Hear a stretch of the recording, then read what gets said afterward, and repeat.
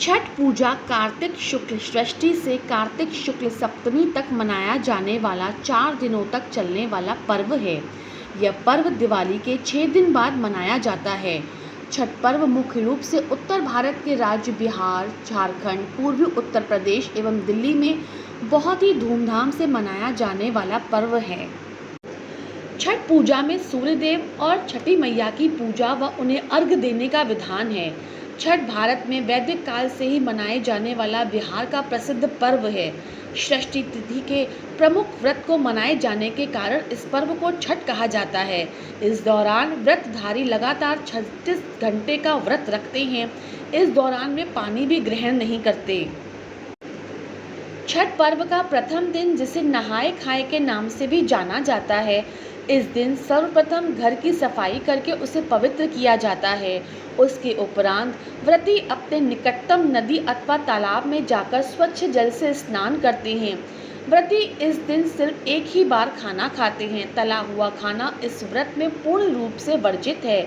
यह खाना कांसे या मिट्टी के बर्तन में पकाया जाता है। आज के दिन व्रती बिना स्नान किए जल भी ग्रहण नहीं करते। छठ पर्व के दूसरे दिन को, जिसे खरना या लोहंडा के नाम से भी जाना जाता है, इस दिन व्रती पूरे दिन उपवास रखते हैं। सूर्यास्त से पहले पानी की एक बूंद भी ग्रहण नहीं करते। शाम को चावल, गुड़ और गन्ने के रस का प्रयोग करके खीर बनाई जाती है। इन्हीं दो चीज़ों को पुनः सूर्यदेव को नैवेद्य देकर उसी घर में एकांतवास करते हुए इसे ग्रहण किया जाता है।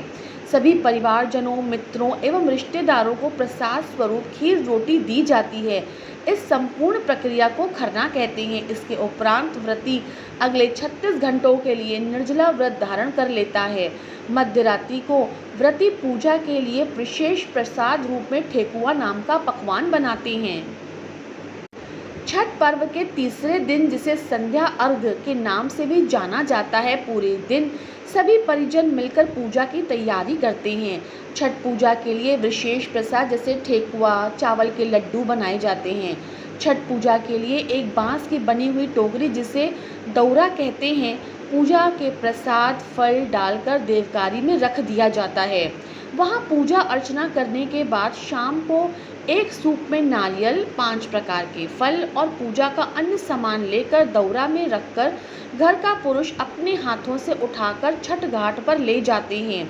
इस पर्व में पवित्रता का खास ध्यान रखा जाता है। इस संपूर्ण आयोजन में महिलाएं प्रायः छठ मैया के गीतों को गाती हुई घाट की ओर जाती हैं। नदी के किनारे छठ माता का चौरा बनाकर उस पर पूजा का सामान रखकर नारियल अर्पित किया जाता है एवं दीप प्रज्वलित किया जाता है।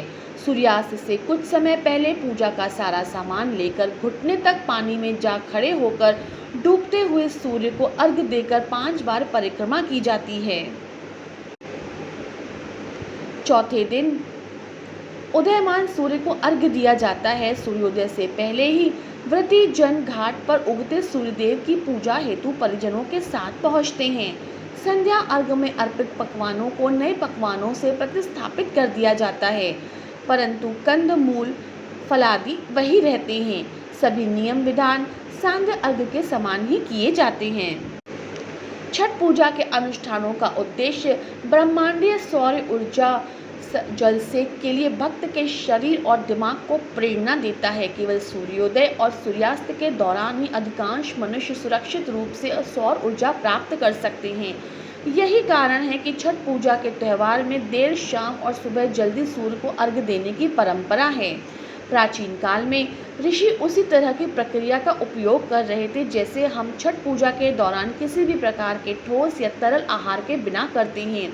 उसी प्रक्रिया की मदद से वे भोजन और पानी के बजाय सीधे सूर्य से जीवन के लिए आवश्यक ऊर्जा को अवशोषित करने में सक्षम थे। छठ पूजा की प्रक्रिया में भक्त के मानसिक अनुशासन पर केंद्रित होता है। इसका उद्देश्य भक्त को मानसिक शुद्धता की ओर ले जाना है। यह मन और शरीर पर एक महान प्रभाव डालता है। इसके परिणाम स्वरूप जैव रासायनिक परिवर्तन होते हैं। 36 घंटे के लंबे उपवास से शरीर का पूर्ण विषहरण होता है। सूर्य के प्रकाश का सुरक्षित विकिरण फंगल और जीवाणु संक्रमण को ठीक करता है। छठ पूजा के परिणाम स्वरूप रक्त प्रवाह द्वारा अवशोषित ऊर्जा श्वेत रक्त कोशिकाओं के कार्य में सुधार करती हैं। साथ ही सौर ऊर्जा हार्मोन के स्राव को संतुलित करती हैं। चैती छठ करने से शरीर के सारे कष्ट दूर हो जाते हैं, सारी परिवार की सारी उलझनें भी दूर हो जाती हैं। उत्तर प्रदेश में लोक आस्था का यह महापर्व बड़ी आस्था के साथ मनाया जाता है।